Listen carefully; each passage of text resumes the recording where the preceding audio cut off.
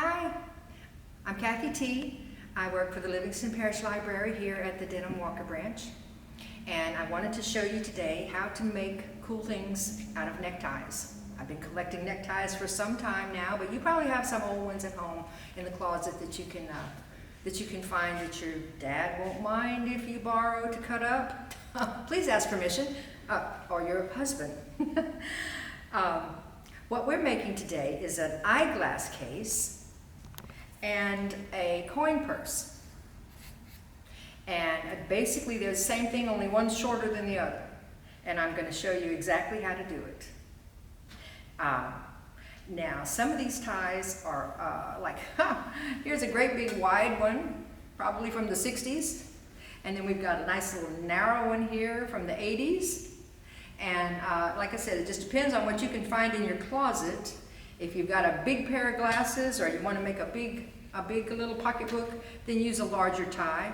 And maybe you can just use the other end of it if you have a little small, narrow set of reading glasses that you want to make a smaller case for. This was kind of an in-between size here.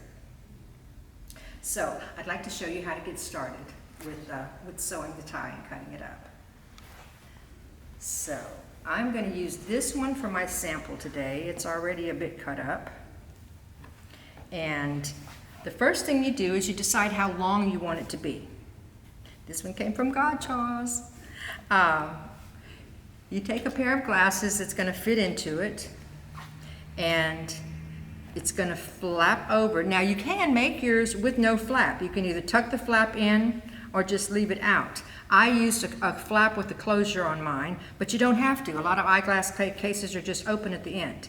But we're gonna make a flap for this one. So if this is how long we want it, we are going to allow for the seam about an inch and a half there for the seam, and so we're gonna cut it off right here.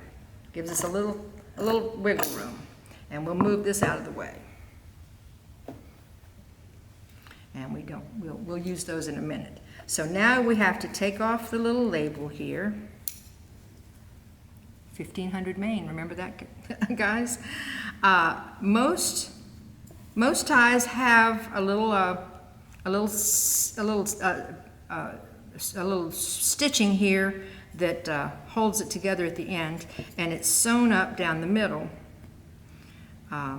It's kind of funny, when you start taking ties apart, you find that there's quite an art to the way they're made. There's some amount of consistency. So you want to cut all the stitching away that holds it together, because we're going to remake it into something else. So there you have it open.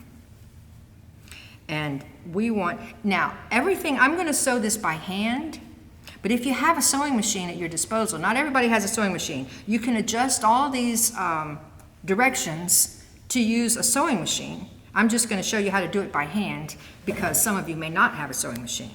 Well, I want to iron this and get it nice and flat. We're going to leave that. We're going to leave the lining in there to leave a little body, to have some body in the in your case. So I like to use a little bit of water to spritz when I'm ironing. It makes a nice. And there's a funny thing about ties, about tie culture.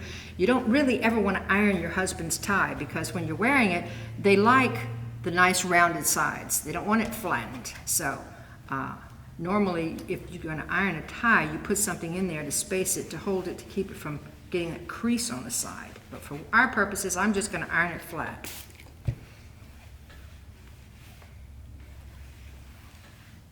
All right.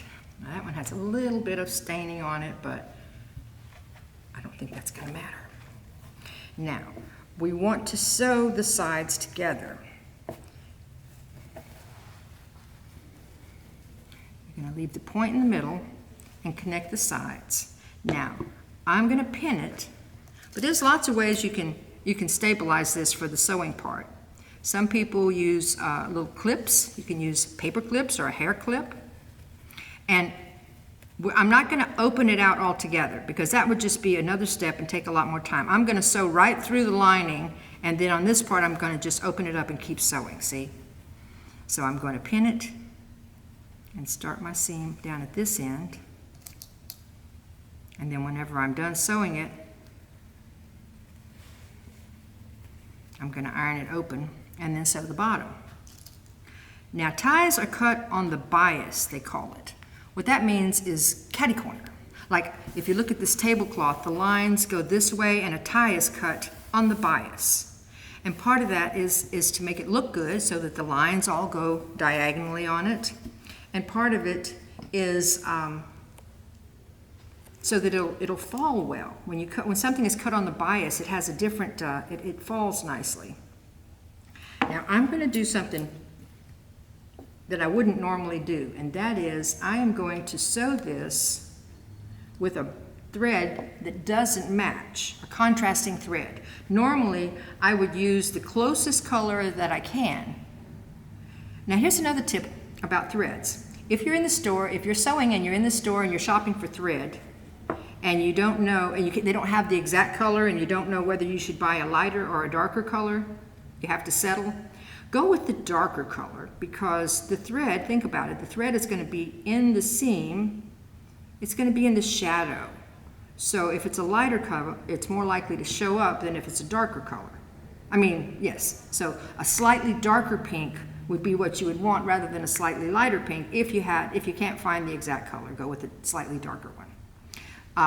For this project, I'm going to use a contrasting color because I want you to see the seam that I'm making. I want you to be able to see clearly the way that I'm sewing this. So just for the purposes of this video, I'm using a deep turquoise blue so you can see the seam that I'm using. This particular seam is called a back stitch. If you just use a running stitch goes up and down and up and down and up and down and up and down. And it goes really fast, and you just get a straight line,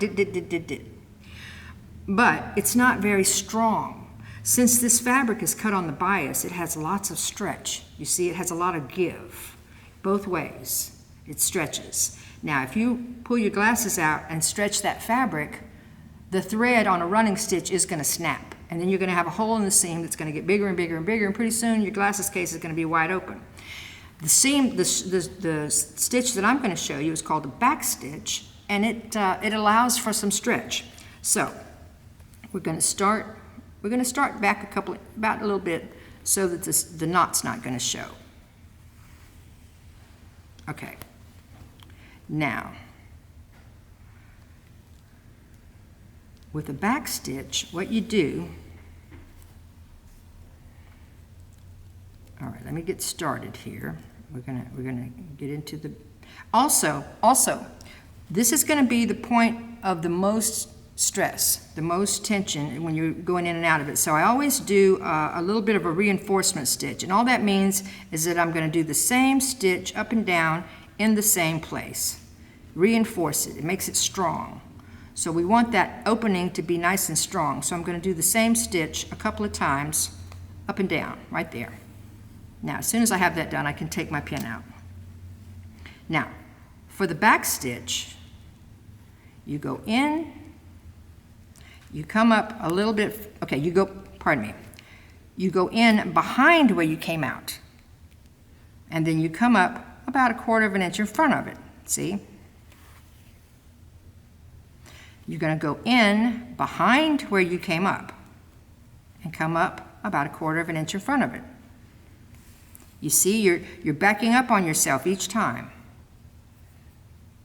You're putting it in behind your last stitch where it came up, and you're bringing the needle up in front of it. This is called a back stitch because you're going backward a little bit.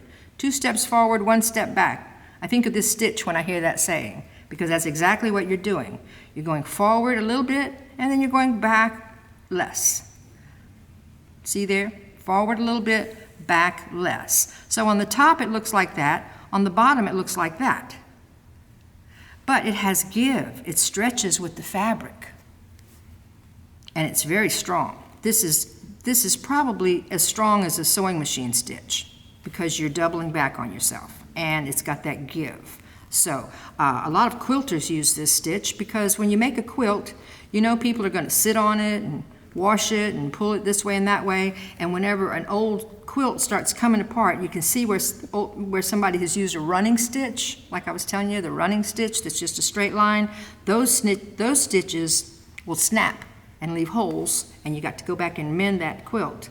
Whereas If they had used a back stitch, which only takes a little bit longer, it would have lasted a whole lot longer.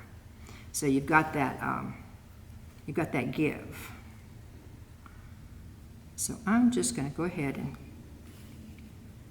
sew. I'm going to make my stitches a little bit bigger just to make it go faster.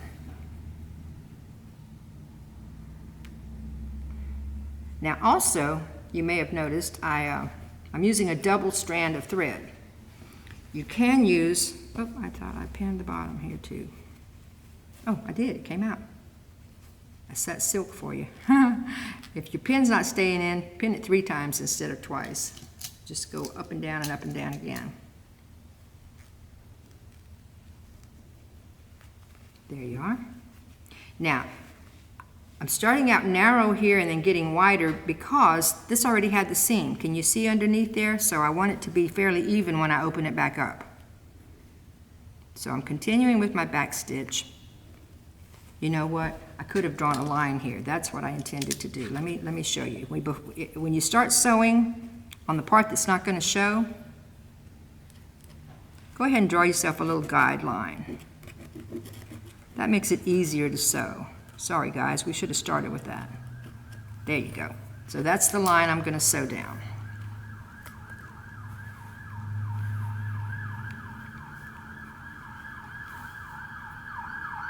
When you use a double thread, you want to straighten it out each time. If it gets uneven like that one just did, just take a second to straighten it out.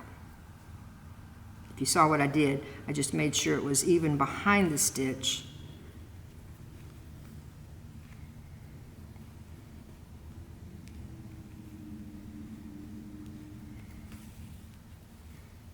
See, you get a little a bubble of thread if you don't, and you want to make sure it's even and flat.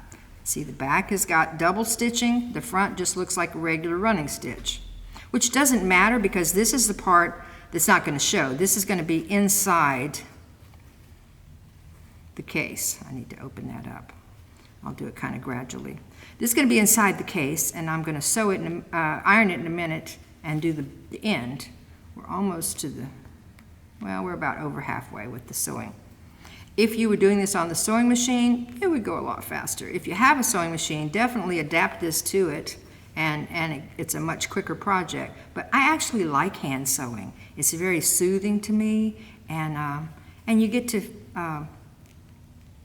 you kind of feel like you're accomplishing something. I can do this sitting in front of the television or, you know, whenever I've got time on my hands.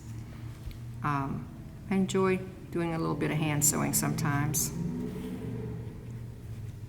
Sometimes when I'm working on a quilt piece, I may do some of it by hand. If I don't have access to a sewing machine and I want to bring a piece with me to work on while I'm waiting at the doctor's office or something like that, it's something you can take with you. Like I said, it's a little project that you can carry around and be portable and still get something done. Take these pins out, almost to the end.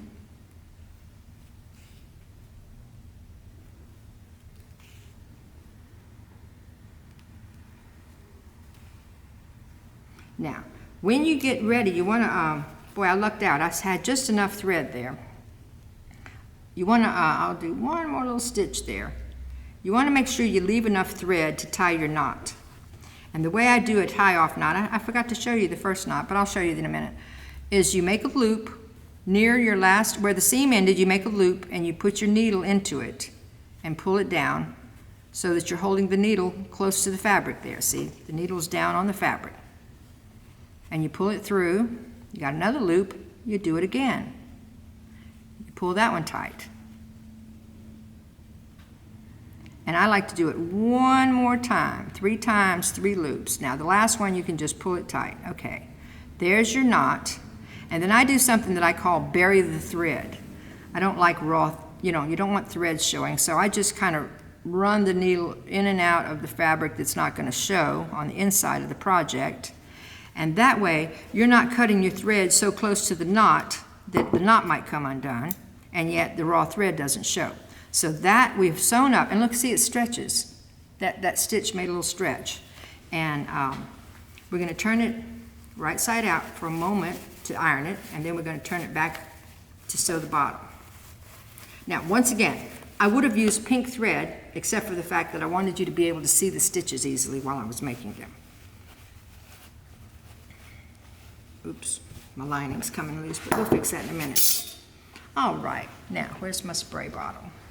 We're going to iron this flat. You can see it looks like a tie again, but that other stitching went all the way through this. You couldn't have put your glasses into it, so we had to repair that.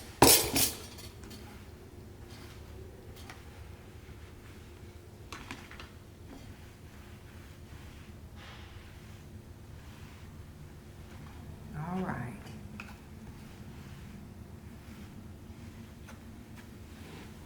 I'm going to turn it back inside out again.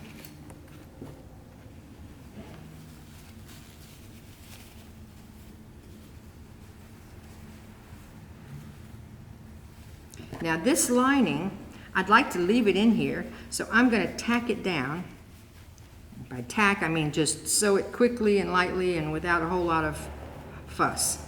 For that, we will use a running stitch because it's not going to take any stress. It's not going to be under any tension at all. And I'll go ahead back to the pink thread now. Oh boy, got this on here already threaded. Might as well use it if I can get it to cooperate. There we are.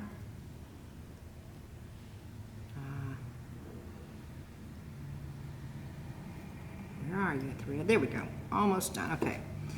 I've got a needle already threaded here. Let me show you how I do my knot whenever I'm getting started.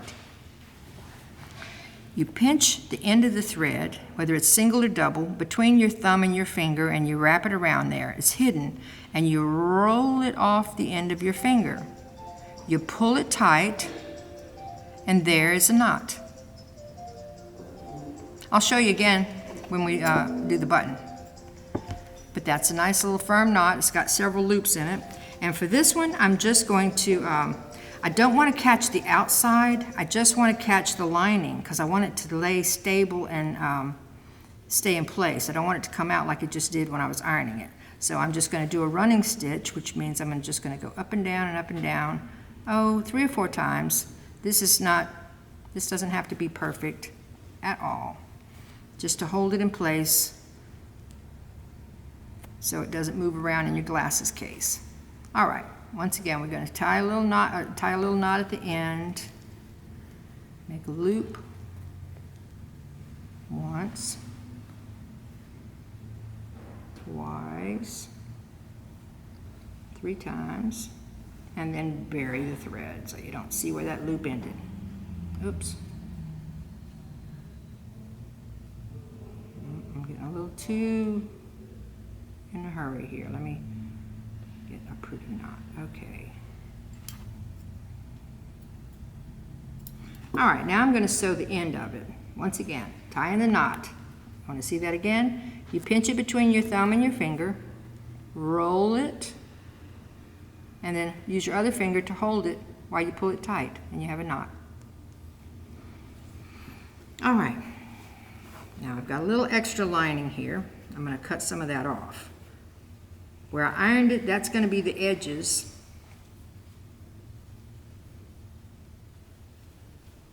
We're just going to let that lay flat. Pins.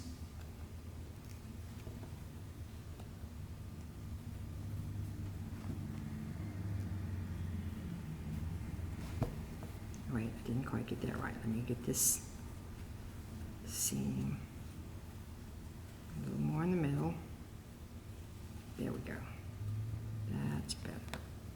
Don't want to get my tablecloth sewn in, pinned in.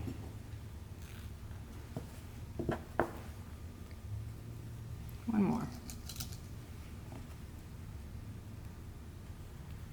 All right, now I am going to cut off some excess lining here. We don't need quite that much bulk. And this should go, I think that's enough. This should go pretty quickly. I'm going to remember to draw the line this time, especially if you're a beginner, or even if you're not a beginner. It's nice to have a guideline to go by. Now, let's put our glasses in and see if that's the right depth. If we sewed it right here, yeah, and then we had room for that, that's going to be perfect. Perfect. So we're going to make our seam about there. Draw a little line. Now that you've gotten good at doing a back stitch, this is not going to take long at all. Once again, you do a little reinforcement stitch at the beginning and at the end. So that just means doing the same stitch in the same spot a couple of times. Just makes it a little stronger. So you've got a stress point there on the corner. You don't want the corner coming loose. Okay, so we're going to push the needle in and back of where it came up, just like we did before. We can move the pin now. Remember the back stitch. We go behind it. You see why I use dark thread? You can see it better. And then come up in front of it. Push it in behind it, come up in front of it. And if your thread is twisting on you, go ahead and get it straight as you go so you don't get knots in your thread.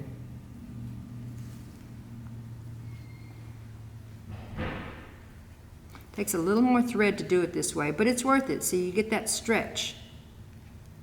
It's got some give.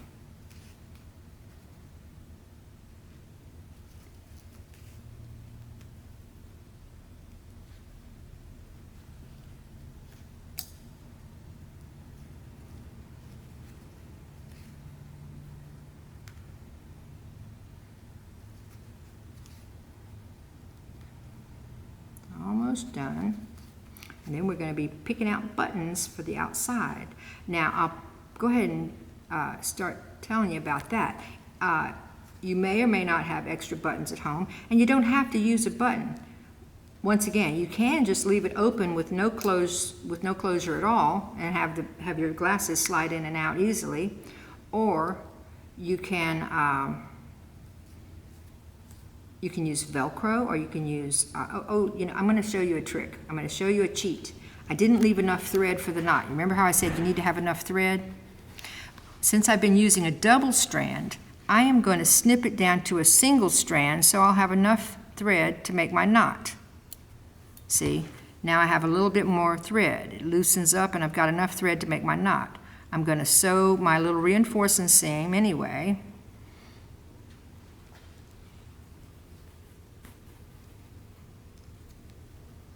But that gave me a little more thread, see, to play around with. So, to make my knot, I make the loop.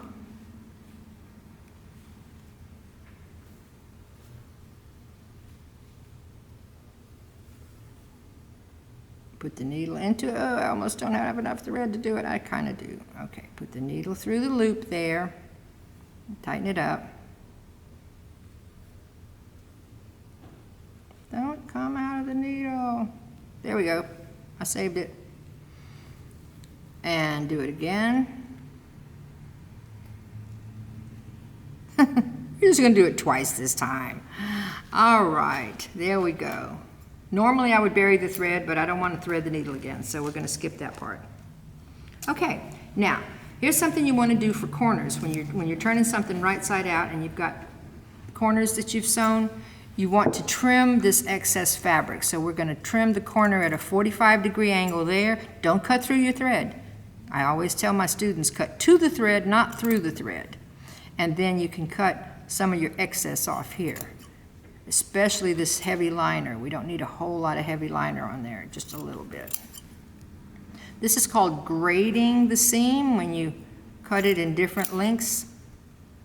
It's like they grade a road bed, different lengths. It's going to lay flatter whenever you turn it inside out. All right, now we're almost done.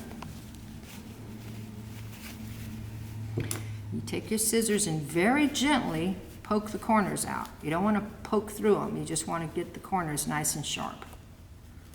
There we go. Now, iron it again. I just love that color pink.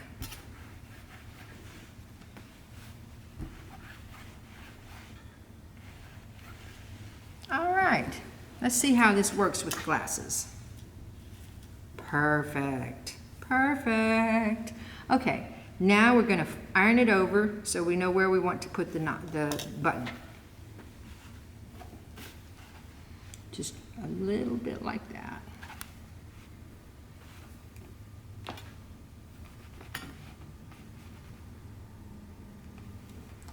Now when you spray it, you see me spraying this, that makes the crease sharper. Sometimes a steam iron will do the trick, but if you actually dampen it a little bit, it really works to hold a crease, see?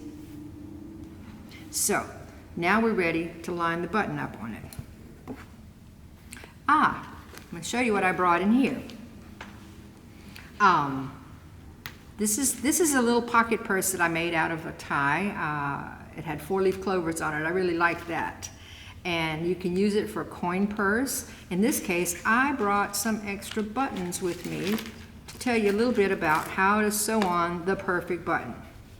That's all of them there. Okay, and let's see. I was gonna just tell you a little bit about buttons here. You think a button's a button's a button. Not really. Some buttons are flat, some buttons have 4 holes, some buttons have 2 holes. I've been collecting buttons. Ties, rocks, buttons.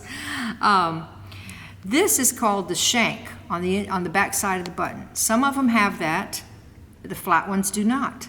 That's to hold it up off the fabric. See, even the dressy buttons might have a shank on the end of it. Here, those two match. Here's one where it's molded in. It's called a shank. Here's 2 flower buttons. One's flat, one has a shank.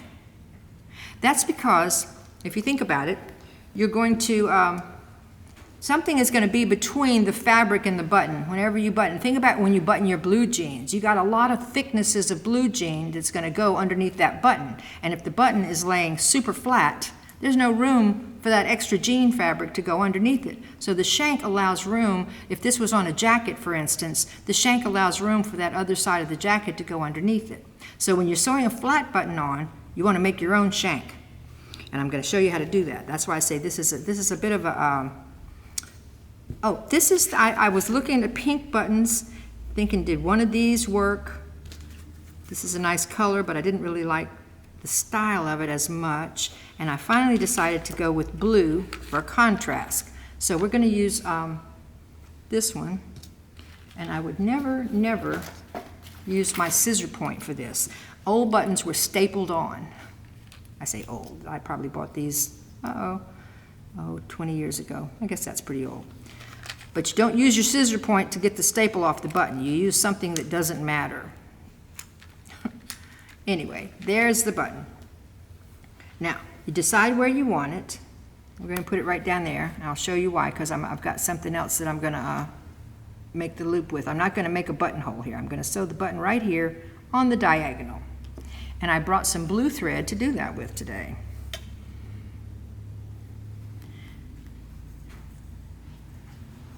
Now some buttons, like if you're just sewing on something on a blouse or a baby's shirt or something where you don't need a lot of thickness, there's not going to be a lot of thickness underneath the button, then maybe it doesn't need a shank. But I just, I like having that little extra amount of space between the button and the fabric. I'm going to show you how to do it. I made it. All right. Now for buttons, I always double the thread. I might have made this one a little bit long. I always double the thread because it just saves time. You want as much strength as possible, as quickly as possible. So what you want to do, you want to make space under the button, and then you're going to wrap thread around it afterwards. So I take 2 pins, right where the button's going to go, and I pin them in there crisscross. One this way, or whichever way you want to go with it. But you see, you make a little crisscross out of pins. That way you have the space of 2 pins there. And you don't want your knot to show, so you're going to put it under the button itself, and you're going to go in from the top when you're sewing a button. Okay? Start with thread going in from the top. There you go. That knot's going to be covered by the button. And then when you come back out again, it might be a little easier if I wasn't working inside this bag, but we're going to make do. It's all right. A lot of times you might be working in a closed space, and you just put it through one of the holes of the button. There you go. Now, you can decide to go back and forth or make a little crisscross, whichever you like. Crisscrosses are kind of decorative. And for this one, I think I will make a crisscross. So you just go in, and you come out. Actually, once I get the button sewn down, I won't have the luxury of looking underneath it. I'll just have to put it, well, you'll see. Okay, there it is, it started. And you want to sew about 3 times in each direction. So, up through that hole, 3 or 4 times, whatever. Make sure you don't catch your thread on the pin, because that would make for a loose stitch that's not going to be in your best interest. So try to avoid catching the thread on the pin.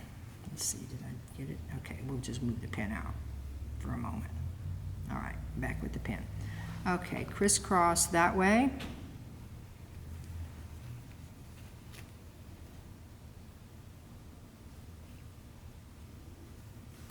Okay, I'm not left-handed. Okay, let's just do the best we can with getting inside of this thing. Sometimes you have to, here's a funny little trick. If you make the needle come up next to the button, your mind knows where the hole is after that. You can't see it, but somehow it knows to put it in the right place after you see where it came up in the wrong place. I never could figure out why it works that way, but it's pretty handy. So you go in here.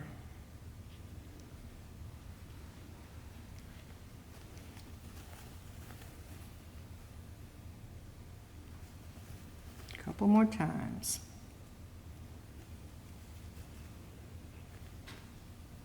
Crisscross, other way.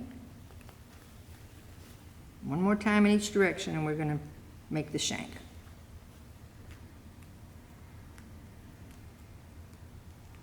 To the side, through the hole.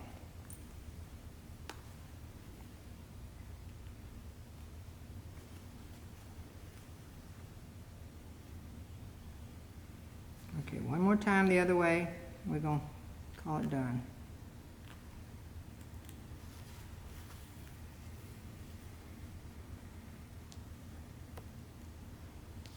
All right, now your thread is underneath the button. Imagine you're doing a pair of blue jeans and you want to make sure you can actually get your button buttoned when it's time. Okay, you're going to put your thread back in really close to the center of the button. Actually, you can, if it goes through one of the holes, that's okay. Okay, but you want it under the button. Now, you take the 2 pins out. They were spacers. See?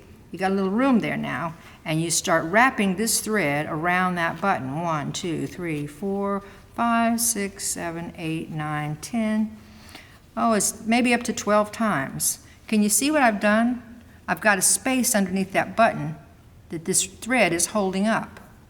And then, while I'm holding it fairly tight like that, I'm going to go very close underneath that thread, back under to the underneath side of the button. Now you've created a shank. Pull it through tight. You're going to sew your knot under here.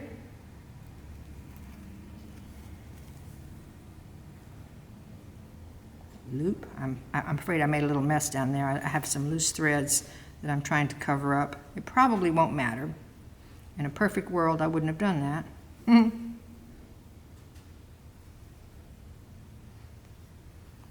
2 knots.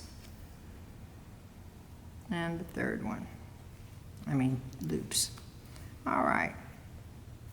All right, we're going to bury this thread underneath this seam, about a 1/2 inch or so, and trim it off. And I want to show you the button that we sewed on. It looks fine, but it also has a spacer underneath it. Now, if you were just doing something really heavy like a jacket or blue jeans, like I said, you might want to use 3 pins, or you might actually want to make a little cardboard spacer to put underneath it while you're sewing the button on. But that way you're going to have room. Now, what I'm going to use, I don't know if you noticed, I showed it pretty quickly. I have a little piece of elastic for this one. What I used for that was a hairband, and I brought the other end of it to use on this one. I just sewed a little hairband on there, and I left a loop the right size for the button. If you don't have a hairband at home, you can use a piece of elastic. This was actually a wider piece of elastic that I trimmed down. I cut a little slit in it for the button. You can make it a bigger slit. You could sew this, you could cut this off, like so, and sew it underneath here to catch your button. You could use Velcro. I wanted to tell you about Velcro though. If you're going to use Velcro, do not use sticky back Velcro when you're sewing, because the glue on the Velcro will gum up your needle if you're on the machine or if you're hand sewing, either one. That glue is just going to make a glommy mess if you try and sew through a sticky back Velcro. So you have to make sure you're using Velcro that is made for sewing. It's just a sew-on Velcro. That's what they call it. Okay, we can make this a little tighter. Okay, so that's where we want to sew our loop. So I'm going to pin it right there. We're almost done, guys.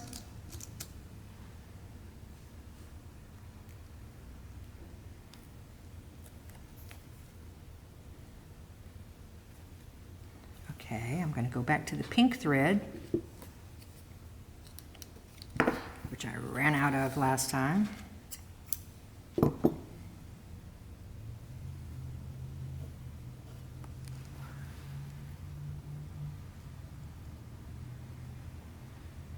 if you were making this on your machine, this is not part you could do. Well, you know, actually, you probably could use a zigzag stitch here. If you've got a machine that sews over heavy fabric, you could probably just sit it right down on top of this and do a zigzag stitch.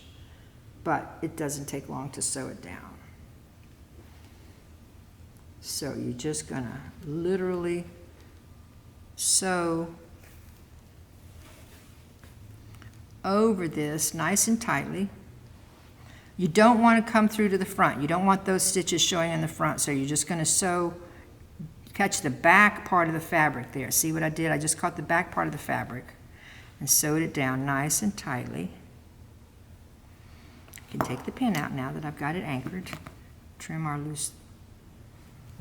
thread from the knot. We don't want loose threads showing on our project. And you just want to go over this about 4 or 5 times. Make sure it's held down well. Make sure you're not. Now, oops, I slid it. Maybe I took my pin out too soon.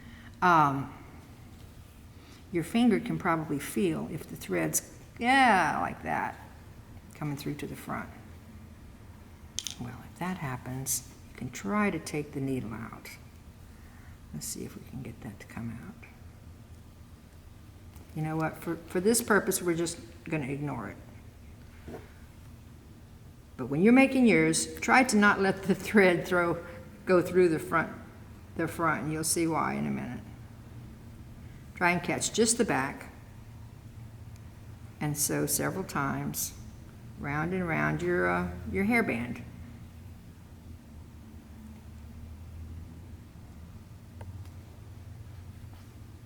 Right up to the point.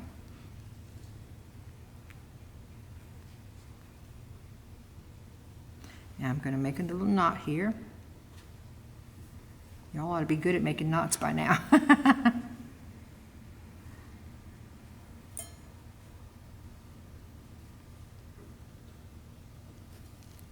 And I'm going to bury the thread so it doesn't show.